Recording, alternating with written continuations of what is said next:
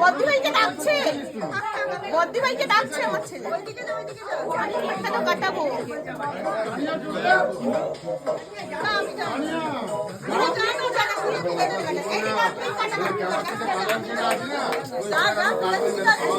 আচ্ছা, আমাকে একটু যেতে হবে, কাটাবো।